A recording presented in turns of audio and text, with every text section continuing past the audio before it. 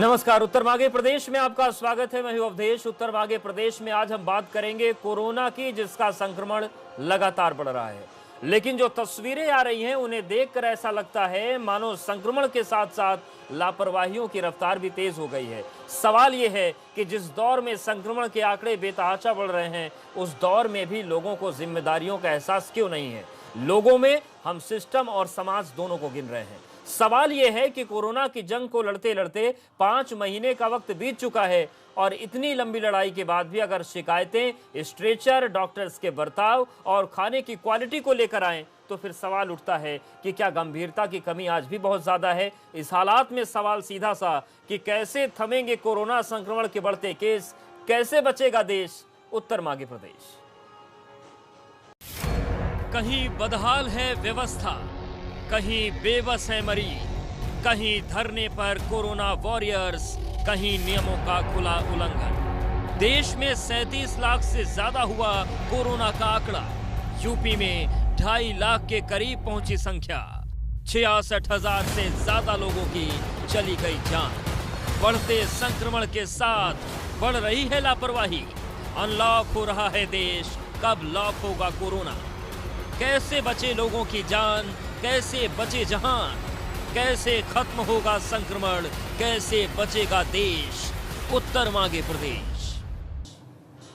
तो सवाल सीधा सा यही है कि जो तस्वीरें आ रही हैं वो तस्वीरें भी हम आपको दिखाएंगे। प्रयागराज में ऐसी तस्वीर सामने आई जहां पर मरीज को स्ट्रेचर नहीं मिला। प्रयागराज से ही तस्वीर आई थी जहां पर खाने को लेकर मरीज हंगामा कर रहे थे। बुलंदशहर से तस्वीर आई जहां पर दौड़ हो गई। देखिए, ये तस्वीर आज प्रयागराज से आई है। स्वरूप रानी मेडिकल कॉलेज, जहां पर मरीज को स्ट्रेचर नहीं मिला, उसे कुर्सी में बिठाकर किसी तरीके से ले जाया गया, लेकिन इस लापरवाही के चलते मरीज की जान चली गई। सीधे मेहमानों का रुख करते हैं। शबनम पांडे जी जुड़ गई हैं, प्रवक्ता भाजपा। अनुराग भदौरिया जी हैं, प्रवक्ता सपा। अनिल श्रीवास्तव, नेता कांग्रेस। और doctor Rama Srivastava ji, president IMA Lucknow. तो इन तस्वीरों के साथ शबनम जी, सवाल आपसे ये कि अब तो 5 महीने बीत गए हैं, कम से कम जो बुनियादी चीजें हैं वो तो ट्रैक पर आ जानी चाहिए। एक तरफ आंकड़ा है हमारे सामने, उत्तर प्रदेश की बात करें 2.5 लाख के आसपास पहुंचने वाला है। ये स्थितियां अगर रही तो क्या हम कोरोना से जीत पाएंगे कभी? देखिए अवधेश जी, अगर आप देखें शुरुआत की लड़ाई से लेके अब तक जिस तरीके का इंतजाम उत्तर प्रदेश सरकार ने कोरोना की लड़ाई के लिए किया है वो सराहनीय है। निश्चित तौर पे छिटपुट ऐसी लापरवाही देखने को आती है, उसके लिए भी दुरुस्त तरीके से इंतजाम करने की चेतावनी भी अधिकारियों को दी गई है। आप अगर देखिए, कोरोना की शुरुआत हुई थी तो जिस मास्क को आज हर इंसान पहना हुआ, वो मास्क तक मिलना मुश्किल था, PPE किट मिलना मुश्किल था, कोविड हॉस्पिटल्स में जांच होना मुश्किल था। और आज जांचें इतनी हो रही है, करीबन 1.5 लाख प्रतिदिन के हिसाब से जांच हो रही है। और हमारे इधर रिकवरी रेट भी देखा जाए तो 75% रिकवरी रेट है। तो कहीं ना कहीं ये सारे इंतजाम सरकार द्वारा किए गए हैं और इसका परिणाम आपको ग्राउंड पे दिख रहा है। और जहां कहीं भी कोई लापरवाही हो रही है उसके लिए निश्चित तौर पे हम लोग संवेदनशील हैं। और हमारे मुख्यमंत्री जी, माननीय मुख्यमंत्री जी ने अभी मीटिंग की थी और उसमें पूरी तरीके से सजग किया था। सवाल यही है कि जब सजगता है तो फिर आखिर आंकड़े क्यों बढ़ रहे हैं और ये आंकड़े थमेंगे कब? अनुराग जी के पास जाएंगे, लेकिन डॉक्टर रमा जी एक बार आपसे भी समझ लेते हैं कि क्या स्थितियां, उसके बाद फिर राजनीतिक कमेंट समझेंगे। क्या स्थितियां हैं? आखिर बड़े बड़े जब इंतजाम कर दिए गए, 1 लाख 1.5 लाख बेड्स की बात की जा रही है, जमीनी सच मैडम ये है क्या कि आपके पास 1.5 लाख 2 लाख बेड तो हैं, लेकिन अगर ICU की जरूरत पड़ जाए बस वहीं पर मामला फंस जाता है? ICU नहीं है, वेंटिलेटर्स नहीं है। नहीं, ICU और वेंटिलेटर्स जो हैं वो हैं, लेकिन मरीजों की संख्या उससे ज्यादा है। परेशानी ये है कि इतना disproportionate rise in number of corona patients हुए हैं कि संभालना मुश्किल हो रहा है जी। मान लीजिए 1 लाख मरीजों की व्यवस्था की गई और मरीज उसमें 1.5 लाख आए। 1.5 लाख में कम से कम 2,000-4,000 को और वेंटिलेटर्स चाहिए जी। तो कोई भी सरकार, पूरे हिंदुस्तान की क्या पूरे विश्व की अनएक्सपेक्टेड प्रॉब्लम्स उनके सामने हैं। किसी को ये अंदाजा नहीं था कि बीमारी कहाँ तक जाएगी, कितना बढ़ेगी, कितने मरीज आएंगे, और इस हिसाब से धीरे धीरे करके व्यवस्था हर जगह बेहतर हुई है। लेकिन जहां तक डॉक्टर्स का और चिकित्सा कर्मियों का सवाल है, उनकी संख्या में बढ़ोतरी तो हुई नहीं है। एक डॉक्टर आखिर कितने मरीज देख लेगा? नॉर्मल पेशेंट्स भी देखने होते हैं, तो जो नॉर्मल ओपीडी और नॉर्मल ऑपरेशंस चल रहे थे, वहां से सारे डॉक्टर्स को हटा करके आईसीयू में और कोविड हॉस्पिटल्स में ड्यूटी लगा दी गई है, तो उधर के मरीज सफर कर रहे हैं।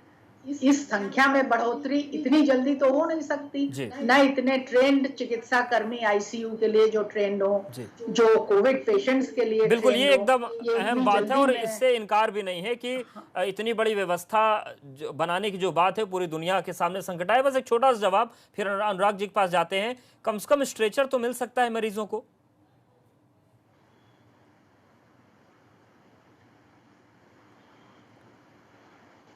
रमा जी, आप ही से मेरा सवाल था, स्ट्रेचर तो कम से कम मुहैया करवाया जा सकता है? स्ट्रेचर मिल सकता है, नहीं बिल्कुल, वो स्ट्रेचर की संख्या बढ़ाई जा सकती है और जो सामान चाहिए उसकी संख्या बढ़ाई जा सकती है। तो स्ट्रेचर नहीं मिलने का कोई कारण होगा, क्योंकि स्ट्रेचर अगर अवेलेबल होगा तो नहीं देने का कोई, किसी मरीज से किसी की कोई दुश्मनी तो होती नहीं है। मरीजों के लिए ही ये सब सामान है, सारी व्यवस्था है, तो कोई खास वजह रही होगी कि उस मरीज को स्ट्रेचर नहीं मिल पाया होगा। लेकिन ऐसा संभव नहीं है कि स्ट्रेचर रहते हुए चिकित्सा कर्मी किसी मरीज को स्ट्रेचर ना दें, इसकी संभावना नहीं के बराबर। ठीक है, ये एक अहम बात है। अनुराग भदौरिया जी, ये जो महामारी है इसमें सबको मिलकर लड़ना है, सभी चाहते हैं कि जल्दी खत्म हो, जिंदगी पहले की तरह पटरी पर आए। क्या अभी भी कुछ लूप होल्स हैं कि उन वजहों को नहीं ढूंढ पा रहे हैं कि स्ट्रेचर लोगों को क्यों नहीं मिल रहा है, लोग जागरूक क्यों नहीं हो रहे हैं? कुछ शहरों में मैंने जाकर देखा, वहां पर 50% से ज्यादा ऐसे लोग दिख रहे हैं जो मास्क नहीं लगाते। तो जो प्रशासनिक तंत्र है उसमें भी, जो जनता है उसमें भी जागरूकता का भाव बहुत ज्यादा है क्या? देखिए, सरकार की जो नियत होती है, सरकार का जो संकल्प होता है कि हमें कोरोना से लड़ना है और सिस्टम को सुधारना है, वो तो कहीं दिखाई नहीं पड़ता। अब ये कितनी दुख की बात है कि स्ट्रेचर के लिए भी अगर ये बात कही जाए कि स्ट्रेचर नहीं मिलता, उसके लिए अगर बहाना खोजे सरकार, कल बोलेगी कि यार एम्बुलेंस नहीं मिल रहा है, एम्बुलेंस भी नहीं मिलता, 108 तो हम लोग वैसे भी समाजवादी लोग देख के गए थे, उसको भी नहीं चला पाए, आप स्ट्रेचर भी नहीं दिला पाए, बेड भी नहीं दिला पाए, खाने की व्यवस्था भी ना करा पाए, पानी की व्यवस्था ना करा पाए, बेड की व्यवस्था ना करा पाए। अब इसका तो मुझे औचित्य समझ में नहीं आता, इसके लिए तो कहाँ आपको इंपोर्ट करने की जरूरत है? ये तो आपको आसानी से बन सकता है और मिलता है और होता भी है, क्योंकि आपका सिस्टम फेल है, क्योंकि आपका सिस्टम काम नहीं कर रहा है, आपके दृढ़ संकल्प नहीं है, आप सिर्फ जाति धर्म की राजनीति में बिजी हैं। आप चाहते हो कि सत्ता पाने के लिए आप वो करना चाहते हो जो आपको लगता है कि सत्ता पाने का रास्ता ये आसान है। ये जो सेवा भाव है, इससे सत्ता का रास्ता बहुत मुश्किल होता है। विकास का रास्ता जो होता है, जो आप समाज को विकास करने जाने का रास्ता है, जिसके लिए आपको बहुत कुछ डेवलपमेंट करना पड़ता है, समाज को डेवलप करना पड़ता है, आपको एजुकेट करना पड़ता है, हॉस्पिटल्स बनाने पड़ते हैं, इंफ्रास्ट्रक्चर बनाना पड़ता है, आपको अपग्रेड करना पड़ता है, आपको महंगाई कम करनी पड़ती है, किसानों को फैसिलिटी देनी पड़ती है, हर व्यक्ति को आपको काम देना है, आपको रोजगार देना है। उसके लिए आपको दृढ़ संकल्प होने, ये बहुत मुश्किल काम है ना। ये आपकी बस, ये भारतीय जनता पार्टी के बस में नहीं है। अभी भारतीय जनता पार्टी के प्रवक्ता कह रहे थे कि बताइए हमने मास्क बना लिया। शर्म नहीं आती है बोलते हुए भारतीय जनता पार्टी के लोगों को कि मास्क बना लिया तो बहुत बड़ा अचीवमेंट हो गया आपने? मास्क तो घर घर में बन जाता है। अब मुसीबत है तो सब अपना कपड़े का मास्क बना के पहन रहे हैं, तो सरकार ने क्या उसमें अचीवमेंट कर लिया कि हमने पीपी किट बना ली? अरे भैया, आपको बनाना, आप एक्चुअल चीज क्या होती है इसमें रोकने के लिए तो बन ही जाएगा। भाई मुसीबत है तो इतना भी नहीं करेगी सरकार तो क्या करेगी कि मास्क भी नहीं बनाने का भी एहसान देगी जनता के ऊपर में? तो सरकार होती किस लिए है? सरकार को यहाँ पे वेंटिलेटर की सुविधा करानी चाहिए, हॉस्पिटल की सुविधा करानी चाहिए। आपको बोलना चाहिए कि हमने हॉस्पिटल्स तैयार कर दिए, हमने हॉस्पिटल अपग्रेड कर दिए, हमने वेंटिलेटर अपग्रेड कर दिए। यहाँ पे कम से कम हमने 400-500 वेंटिलेटर और मंगा लिए, 2000 मंगा लिए। शबनम जी, आपके पास आएंगे, आप जवाब दीजिएगा। अच्छा लगता है। अनिल श्रीवास्तव जी, हमने मास्क बना लिया, मास्क बनाना कौन सा अचीवमेंट हो गया भाई? मास्क तो हर कोई अपने घर में बना लेगा। ठीक है अनिल श्रीवास्तव जी, ये जो पूरी तस्वीर है, इन सब के बीच जो विपक्ष की जिम्मेदारी आपकी पार्टी को निभानी चाहिए, क्या आप वो निभा पा रहे हैं? समाजवादी पूरी तरह से आपने देखा होगा। अनिल जी से मेरा सवाल था, हम तो विपक्ष की जिम्मेदारी बहुत, सरकार में थे तब भी हमने विकास की बात की, आपने देखा हमारा काम अभी भी दिखाई पड़ता। विपक्ष की जिम्मेदारी तो हम बखूबी निर्वाह कर रहे हैं, और विपक्ष अगर सरकारी तंत्र जो गलतियां कर रहा है उसको हम उजागर कर सकते हैं जी। और जो हम लोगों की सेवा कर सकते हैं वो भी कर रहे हैं, जो मदद कर सकते हैं वो भी कर रहे हैं, लेकिन जो सरकार का काम है वो संतोषजनक नहीं है। जो अभी इनके प्रवक्ता बोल रहे थे, मास्क बन गया, सैनिटाइजर बन गया, पीपी किट बन गया। आज तो हर कोई मास्क बना रहा है, पीपी किट बना रहा है और सैनिटाइजर बना के बेच रहा है। सब लोग इस बिजनेस में लग गए, लेकिन इसके उपलब्ध होने से समस्या का समाधान तो होता नहीं। जो सबसे ज़रूरी है कि अगर कोई मरीज अगर एम्बुलेंस मांगता है तो एम्बुलेंस मिलना चाहिए, स्ट्रेचर मिलना चाहिए, अस्पताल में जगह मिलना चाहिए, अस्पताल की व्यवस्था दुरुस्त होनी चाहिए। वो नहीं है। अस्पताल में इतनी दुर्व्यवस्था है कि लोग जो एडमिट हो रहे हैं वो वहाँ से भाग रहे हैं, लोग छतों पर से कूद के सुसाइड कर ले रहे हैं। हमारे यहाँ बनारस हिंदू यूनिवर्सिटी के हॉस्पिटल में, इतना बड़ा हॉस्पिटल, वहाँ पे कई लोग इसलिए मर गए कि उनको व्यवस्था ठीक नहीं थी, पानी नहीं मिला था, वहाँ पे खाना की व्यवस्था नहीं ठीक थी, वो खिड़कियों से कूद के मर गए, डक्ट में से जाके कूद के मर गए।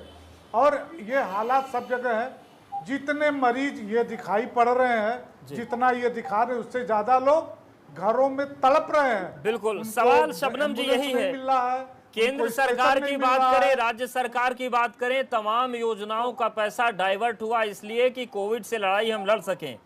क्या अब ये जांच की जरूरत आ गई है कि ये पैसा जा कहाँ रहा है, इसको कौन डकार रहा है? 5 महीने के बाद भी शबनम जी ये स्थिति है अस्पतालों में कि वहां पर 50-50 मरीज वेंटिलेटर के लिए इंतजार कर रहे हैं। अब आप सोचिए जिसको फौरन वेंटिलेटर चाहिए वो क्या वेटिंग में जिंदा रहेगा? शबनम जी, पैसा कहाँ जा रहा है, कौन डकार रहा है उसको? अवधेश जी, जो लोग कह रहे हैं कि व्यवस्था नहीं है और जो विकास का रास्ता दिखा रहे हैं वो विकास पर कभी ना चल सके, और आज हमें वो राह दिखा रहे हैं। और जो कह रहे हैं व्यवस्था नहीं है, तो अगर 75% रिकवरी रेट है तो ये रिकवरी रेट क्या उनके सहयोग से है? ये सरकार की व्यवस्थाओं से, ये सरकार की व्यवस्थाओं से 75% रिकवरी रेट है। 50,000 वेंटिलेटर मेड इन इंडिया प्रदेशों को दिया गया, 50,000 वेंटिलेटर बनाए गए हैं हमारे देश में इस कोरोना काल में। ये किस बात को करते हैं? चाहे वो मास्क से लेके वेंटिलेटर तक बनाए गए, पर देखिए विश्व में जिस तरीके से कोरोना की लड़ाई पूरा विश्व लड़ रहा है, अमेरिका जैसे देश, पूरी व्यवस्थाएं नहीं कर सके, क्योंकि ये एक देखिए ऐसे डिबेट नहीं होगा। ये लगातार भदौरिया जी, आप बड़े भाई हैं, लगातार बोलते मत रहिए, डिबेट के अनुशासन का पालन करिए। भदौरिया जी, सरकार होगी, हम तो भदौरिया जी, कहिए अपनी पार्टी को, बहन जी एक आध काम कर लीजिए, वरना तो 2022 में 22 साइकिल आ जाएगी, फिर तो आप एक काम भी नहीं गिना पाएंगे। हम तो देखो 3.5 साल बाद कहीं न कहीं ये भदौरिया जी का नहीं है, फिर भी हमारे काम सपा की हताशा दिखा रही है कि भदौरिया जी जैसे ही मैं प्रगति और विकास जुड़ाने लगी तो ये बड़बड़ बोलना शुरू कर दिए। भदौरिया जी, मेरा नाम शबनम पांडे है, मुझे बोला गया है, आपको नहीं। आप क्यों बोल रहे हैं? महिला सुरक्षा बनाई, हॉस्पिटल्स बनाए, स्टेडियम बनाए, रोड्स बनाए, हम तो आज भी काम गिनाते हैं। आप क्या काम गिनाएंगे? क्या बनाया वो हमें पता है। आप केवल एक परिवार से उद्घाटन करके मेट्रो कर दिए, ना स्टेशन बना था मेट्रो का, ना स्टेशन बना था, ना पब्लिक मेट्रो पे चढ़ सकी। स्टेशन हमारी सरकार ने बनाया, मेट्रो को चालू थोड़ा चेहरे का बचाव होगा, एक आध काम गिना लेंगे। 1090 को कहने के लिए काम कर सर, तमाम उपलब्धियां होती है, हर सरकार काम करती है और सरकार अपने हिसाब से विकास करती है, सब जनता के लिए काम करते हैं। लेकिन सवाल आज ये है कि कोरोना के संक्रमण को देश को कैसे बचाया जाए। डॉक्टर रमन श्रीवास्तव जी, अब सवाल ये है कि जिस तेजी से आंकड़े बढ़ रहे हैं, चाहे हम पूरे देश के आंकड़ों की बात करें, उत्तर प्रदेश की बात करते हैं, भदौरिया जी लगातार बोलते रहे मेरे समय में तो भाई बोलना मेरी मजबूरी है, क्योंकि भारतीय जनता पार्टी अगर झूठ सच के आंकड़े देगी, अपनी जिम्मेदारी से भागेगी, तो हम क्योंकि आप हताश हैं, आप हताश हैं। आपको पता है कि जिस तरीके से भारतीय जनता पार्टी की सरकार काम कर रही है, विपक्ष हताश है। ठीक है सर, विपक्ष छोड़ देते हैं। डॉक्टर रमन श्रीवास्तव जी, सवाल ये है कि जिस तरीके से संक्रमण बढ़ रहा है, ये कैसे रोकेगा? क्या केवल मेडिकल सुविधाओं को दुरुस्त करने से बात बन जाएगी, या लोगों को जागरूक होना पड़ेगा? आज बुलंदशहर में एक दौड़ का आयोजन हो गया, इतनी भीड़ थी वहां पर कि हैरानी हो गई। पुलिस जाकर पहुंचती है तब दौड़ खत्म हुई। तो जागरूकता नहीं आएगी तो क्या हम जंग जीत पाएंगे कभी? आपका कहना बिल्कुल दुरुस्त है। जन साधारण को इस बीमारी के खतरे और इससे बचने के उपाय समझना और उन पर अमल करना बहुत बहुत जरूरी है। सिर्फ सरकार, पुलिस प्रशासन या डॉक्टर्स और चिकित्सा कर्मी अपनी कोशिशें तो सब लगातार कर ही रहे हैं, लेकिन जब तक आम जनता ये नहीं समझेगी कि इस बीमारी से बचना है, इसके खतरे क्या हैं और इसका इलाज अगर हो जाता है तो कितनी परेशानियां झेलनी पड़ेंगी, घर परिवार जितने आपस के लोग हैं, जहां जहां ऐसा मरीज, पॉजिटिव मरीज गुजरता है, वहां जाने कितने लोगों को, एक मरीज ऑलमोस्ट 400 लोगों को इन्फेक्ट कर सकता है। तो जब तक जनता ये नहीं समझेगी कि हमें इससे बचना है, तब तक बाकी लोग क्या करेंगे? बाकियों के पास भी तो लिमिटेशंस हैं। डॉक्टर्स की लिमिटेशन है, चिकित्सा कर्मियों की लिमिटेशन है, पुलिस प्रशासन कहाँ सबको समझाते रहेंगे। लेकिन आप लोगों के जरिए जितनी सूचना प्रसारित होती है, अवेयरनेस जो जनरेट किया जा सकता है, वो और बढ़ाया जाना चाहिए, सरकार की तरफ से भी, एनजीओज की तरफ से भी, और जो हमारे press and media, electronics media, इन सब लोगों की कोशिश से ही हम लोग सबके दिमाग में ये भरना जरूरी है कि कोरोना ऐसी बीमारी है जिससे बचना बहुत जरूरी है।